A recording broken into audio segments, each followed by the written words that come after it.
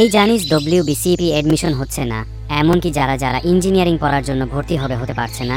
ডব্লিউবিজে result হচ্ছে না। সকল ছাত্রছাত্রীর খুবই প্রবলেম হচ্ছে। যারা যারা লো নিয়ে পড়বে তাদেরও ভর্তি হচ্ছে না। আমরা কি করব এখন বল তুই? দেখ, এখানে আমাদের কিছুই করার নেই, কারণ আমাদের শিক্ষা ব্যবস্থার সিস্টেম বর্তমানে এরকমই হয়ে গেছে। এখানে তুইও যেরকম আমিও সেরকম, আমরা চাই আমাদের শিক্ষা ব্যবস্থা ভালো হোক। ঠিক আছে, পরে আবার দেখা হবে।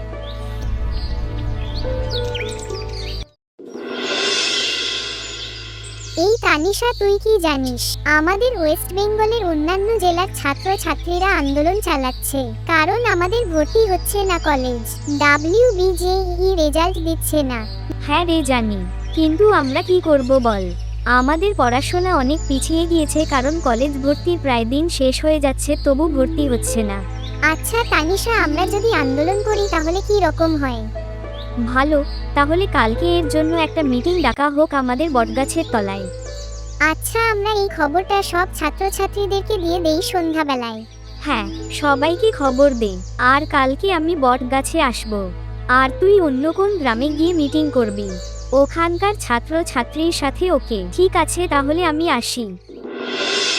হ্যাঁ রে আরিয়াস, কালকে যে আমাদেরকে তানিশারা মিটিং নিয়ে যেতে বলেছিল ওদের বট গাছের ওখানে, তুই কি যাবি না? হ্যাঁ রে কৌশিক, ওখানে যেতে লাগবে, কারণ আমাদের শিক্ষা ব্যবস্থা যে রকম হচ্ছে আমাদেরকে আন্দোলনে নামতেই হবে। তাহলে চল এখন বাজার করে বাড়ি যাই।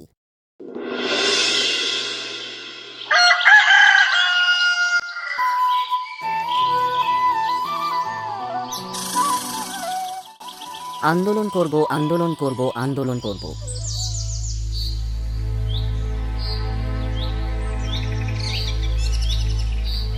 তোমাদেরকে যেটার জন্য ডাকা হয়েছে সেটা তো তোমরা ভালো করে জানো। হ্যাঁ তানিশা দি, আমরা আন্দোলন করব। কালকে থেকে আমাদের যাত্রা শুরু হবে। তোমরা সবাই আন্দোলন করবে তো? হ্যাঁ হ্যাঁ, করব।